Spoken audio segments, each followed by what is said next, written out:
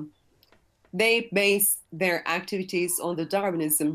This is their religion. But now we will not allow this perfidy, this evil. Evet, dinliyorum. Etiketimiz 7 numara Adnan Bey. 7 numara. Sevgi birliğiyle kardeşiz.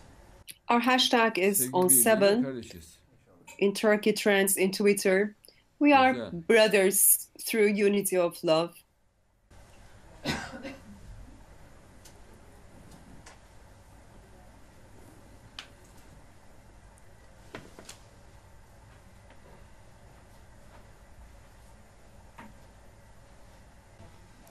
Mesela Amerika Birleşik Devletleri eski başkanı Woodrow Wilson var. Wilson bilirsiniz. Wilson diyor ki politikaya başladığımdan beri For example, there's Woodrow kişi bana Wilson. gizlice He's görüşlerini the former aktardı. president of the United Amerika States. He Birleşik says, Devletleri'nin en etkili insanları since the kimisi start ticaret, of kimisi life sanayi, in söz politics, servisçiler everyone gave their birinden opinion bir to şeyden me. And the korkuyorlar. most influential Bir people yerde in the son derece United States who organize, take son part derece in gizli, trade son and derece political gözlemle life, iç içe they are geçmiş, fearing someone, they are yapılardan fearing oluşan son derece something. kapsamlı, There's an son derece organized, yaygın bir güç secret, var. Derin a devlet. very intricate Ondan structure bahsediyor. somewhere Bu that İngiliz derin has devleti. such a high Bu gücün influence, aleyhinde and this is a konuşurken power that fısıldamaktan is hidden fazlasını yapmaya somewhere. cesaret This is how edemiyorlar. Woodrow Wilson is just Ancak kendi describing the fısıltı British deep şeklinde state. konuşabiliyorlar diyor. And Woodrow Wilson says hani yok when ki, they're talking Wilson about da this söylüyor, power, Amerikan they could başkanı da only söylüyor whisper. bunu. Adamlar and yürümüş nothing İngilizlerin else. devletinden. Woodrow Wilson, he's the former president of the US. They also mention about the Bak, British Lenin. deep states. They have been in so much fear. Komünizmin pratisyeni, komünizmi Even Lenin uygulayan states adam ne with his diyor? own words. Devlet He's bizim actually istediğimiz the gibi practitioner işlemiyor. of Araba communism. itaat etmiyor. Direksiyonda bir And adam Lenin var, onu says, yönetiyor gibi görünüyor ama the araba state istenen is not yönde working gitmiyor. like we want. Başka bir The gücün car istediği is yönde not gidiyor. obeying us. İşte derin devlet. It's as if there's İngiliz one derin devleti sitting bu on sırada the wheel hakimdi. chair and directing the Lenin'i car. kullandı ama And dedikleri he's yapıldı. actually giving an explanation of the deep state structure in Russia. They used Lenin and they made him Evet, carry bilmiyorum. out their Ankara'da orders. şüphe üzerine durdurulan bir kişinin üzerinde suikastlerde kullanılan anahtar şeklinde bir tabanca Listening bulundu. to. Anahtarlık şeklinde. In Ankara, Üst araması a sırasında car üzerinde was bir otomobil stopped firmasına ait because of amblem bulunan suspicion, oto anahtarlığını and polis they ekipleri just dikkat found çekti ve a durdurdu. kind of a Ekipler yaptıkları inceleme sonucu söz konusu cihazın key, anahtarlık and şeklinde this key was 635 çapında 2 mermi just alan taken by the bir silah police olduğunu. officers. It was seen that Allah Allah. this was actually a weapon that was used Acayip. for assassination attempts. This Evet, logical dinliyorum. equipment just resembles a key, but actually it has two bullets inside and used as a weapon. Roger David Steele, the CIA agent, he made a statement about the anti-Trump protests, saying that the Rothschilds, they just tried to Avrupalı bir ekip tarafından öldürüldüğünü dile getiren Steele, Reyna saldırısının ise NATO Gladius'unun düzenlediği sahte bayrak operasyonu olduğunu vurguladı. Evet, Gladio'nun elemanları çok the CIA karar agents alıyorlar. just described that the Reyna attack was Hiçbir şeyde actually bayağı bir şey perpetrated bilmiyorum. as a false flag operation Bak, by adam son NATO. derece dayanıklı, The Gladio inanılmaz members, hiç they are so brutal and cruel. böyle adamların on binlerce See elemanı var. that they took this Gladio. person to the police security, Yani Türk this olsa murderer Fransızlar, ben buna of the şahit Reyna oluyorum. attack in Istanbul. They Sen have tens and Gladio'yla ne thousands işin of var ya? similar Sen people. Türk subayız. But I wonder how they could infiltrate into the Turkish military. You are Sorsun var mı Turkish sende? officers. You are members of the Turkish Armed Getir, Forces. rica ederim. What kind of a relation would you have with the Gladio? Have you got fossils?